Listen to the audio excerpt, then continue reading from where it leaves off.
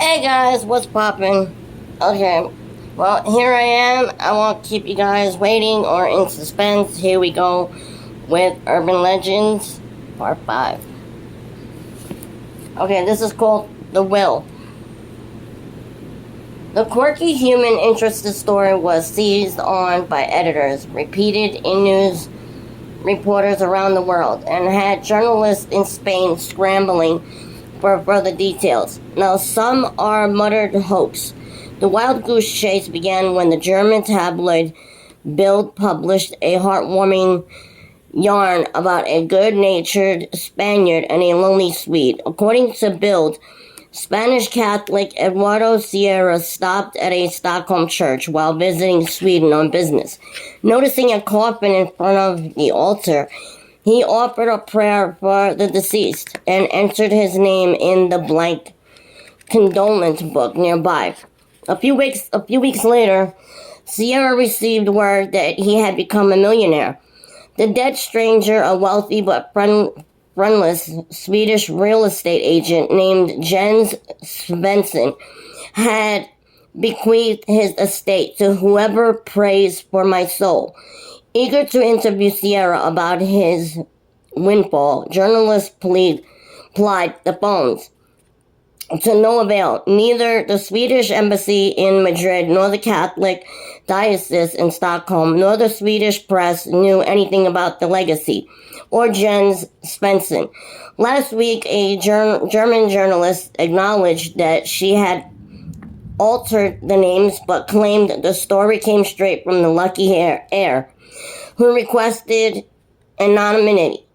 After days of chasing false leads, some suspicious journalists wondered how many other facts in Bild's report were fictitious. I don't believe the man ever existed, sniffed disgruntledly. Madrid newswoman Isabel Flores, true or urban myth. The tale continues to spread. It may be too good to be true, but it is way too good not to be told and retold. Okay.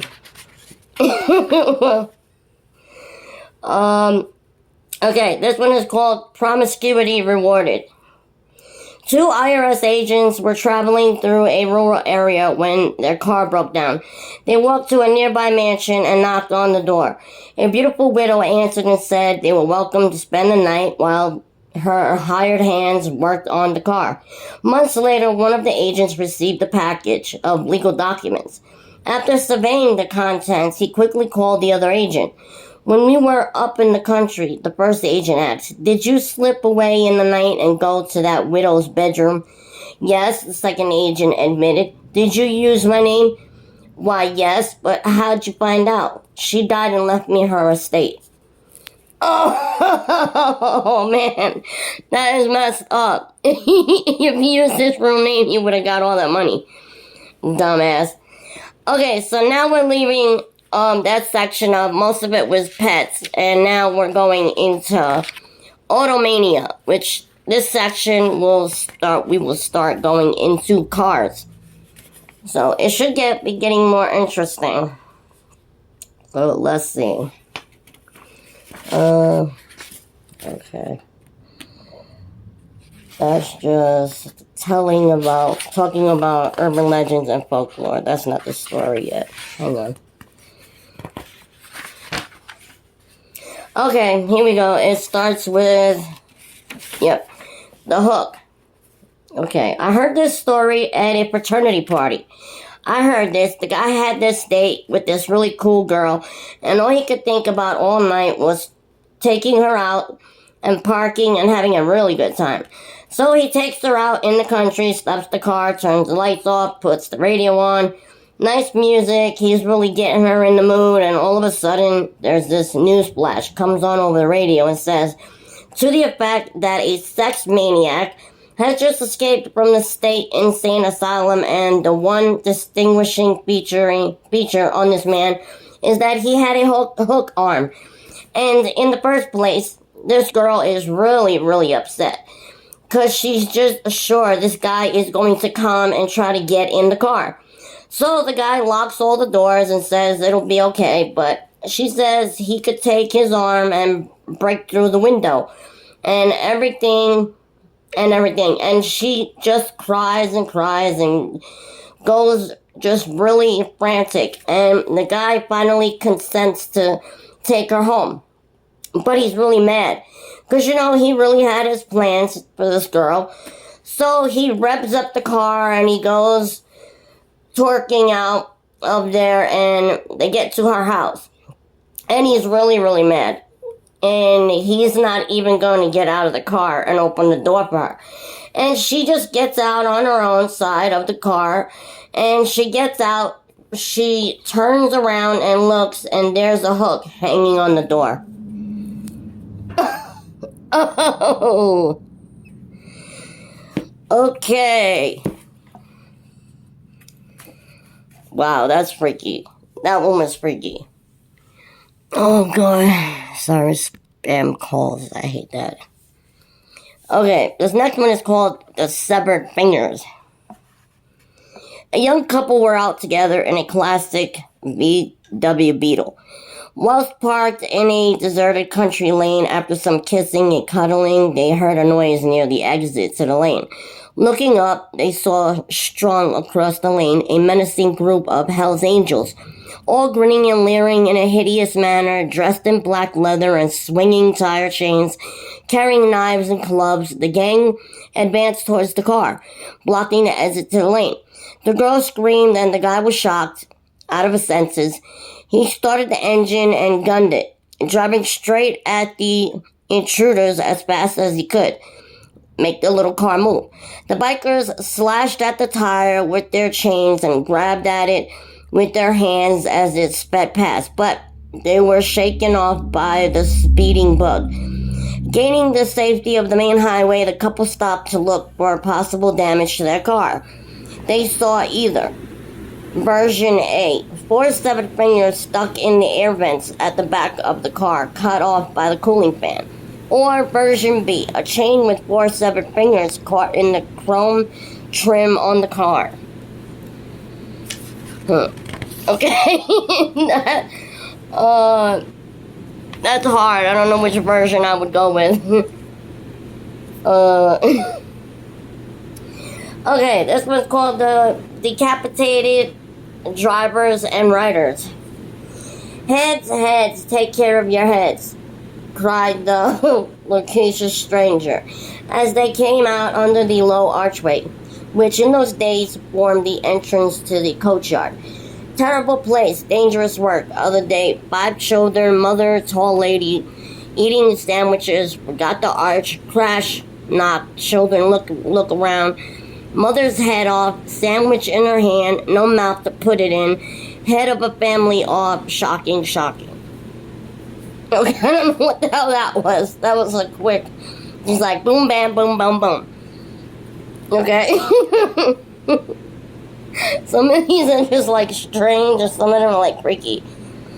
Okay, the killer in the back seat, as told on Late Night with David Letterman. Oh wow, I used to watch David Letterman. Okay, version 1, 1982, David Letterman. What about the killer in the back seat? Jan Brunman. Yeah, that's another car story. Another horror story. There's a woman driving home alone at night. She needs to stop for gas. She gets to a gas station and the attendant fills the tank and takes her credit card. And he looks a little funny and he says, "I'm sorry, lady, there's something a little funny about this credit card. Would you step into the station? Let's check it against the numbers of discontinued cards or something." And she's puzzled by this, but she goes in, and as soon as she gets in the station, he locks the door and says, "There's a guy in the back seat with a meat cleaver." Oh, a meat cleaver, or a knife, or a hook, and a poisonous snake, and a discount garment. JB, sometimes somebody follows her home on the freeway, flashing the lights behind her, and when she gets home, the car's right behind her. The pursuing car, a man jumps out, opens the back door of the car, and pulls this guy out. Says, "I flashed the lights to keep him from killing you." DL. Now this one, that's David Letterman. Now this one, up until the time I read your book, I believed. JB. You believed it? David Letterman. Someone had told me that they were working in a store, working late one night, and that very thing happened. But more than likely, again, it never happened anywhere. JB. That's the woman. I'm just calling her JB. The person who told you said it happened to whom? To himself? David Letterman. No, to the fellow employee. JB. Yeah, we have here what we call the FOAF. The FOAF. The friend of a friend. Version 2. 1984. David Letterman briefly alluded to the same legend in an interview with JB. Version number 3, 1986. David Letterman. Years ago, I heard one that I think we discussed one time on this program before, and that is the woman, usually a woman, pulls into a filling station to get gas, and the gasoline attendant fills up the tank and asks her to step out of the car, and he says, "There's a problem with your credit card," and I heard this as happening again to somebody I knew that they worked with. And it turned out that there's some kind of maniacal axe murderer in the back seat. Version number 4, 1987, David Letterman. This is fascinating stuff. I remember actually when I was a kid living in Indianapolis, I heard one of the classic stories about the woman pulls in for gas and JB interrupting. You know what? David Letterman. The gasoline attendant says, "JB, you know what? This is the third time you've told me that story. I'm sorry, I broke into it. Maybe you've got a different ending. Let's hear how it ends." David Letterman. "What say we have a number from the band now? You seem to have been here 5 times now, so..." JB. "I've probably worn out my welcome." David Letterman. "You see, everybody doesn't watch every night. I'm just trying to participate." JB. "That's true, you really did hear it." David Letterman. "I'm trying to feign interest in this whole damn topic. And to tell you the truth, I don't give a rat's ass." Wow, I didn't see that episode of David Letterman. I didn't know he got down like that. But, okay. Okay, this one is called The Hairy Armed Hitchhiker. The woman, an employee of the Fred S. James & Co., goes to her car after work, but when she gets there, she sees an elderly woman sitting in the back seat. "I'm cold and wet," says the old woman, "and I need a ride home." The old woman, she must be 85 or so, says she's sorry about getting into the car, but it was unlocked and she was so cold. "Please help me," she says. "Why, of course," says the woman from Fred S. James. "Since we aren't certain of her real name, we will call her Jamie. But first, I have to call my husband, so he'll know why I'm late."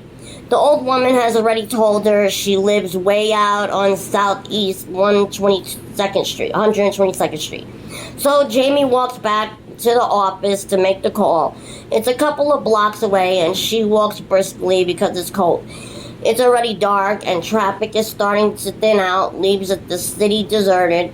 She shivers. The poor old woman. How she got there is something of a mystery.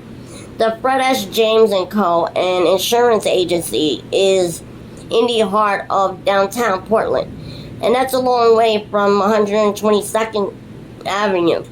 She must be disoriented. "Yes, that's it," says Jamie to herself. Oh, the poor dear. Back inside her office, she gets her husband on the phone and explains the situation to him. "No way," he says. He is very upset. "No way are you giving a stranger a ride home. Furthermore," he says, "she should call building security. She doesn't want to, but she does." Security tells her to call the police because the car is parked on a city street, not in the company parking lot, which she does. The police arrive at Jamie's car just as she does, 2 squad cars with flashing blue lights, and the little old lady is still sitting in the back seat waiting for a ride. But as the police quickly discover, the little old lady is actually a 25-year-old man, and he has a machete taped to his leg, and he is sitting on an axe. That's how it goes. The first time I heard it was last week when a letter arrives at the office. I heard a chilling story. It began and thought the public should know it. Unfortunately, the letter was unsigned, and as the writer explained, he or she did not get it directly from the woman it happened to. But it was obviously such a great story, I thought I'd track it down. So I called the Fred S. James & Co. A woman there spent a day checking around and called back. I'm sorry, she said, but I can't find anyone who has heard anything about this. Building security didn't know anything, so I called Central Precinct, which covers the downtown area, and talked with the sergeant who handles all the reports. He hadn't seen anything like that come across his desk, he said, but he'd ask around. The next day he called to say he had struck out. But it sure is a great story, he said. It sort of chills your bones, doesn't it? Yes, it does. It rings true. The only problem, apparently, is that it isn't. A couple of days later, I was talking with a friend. Did you hear the story about the little old lady? He said.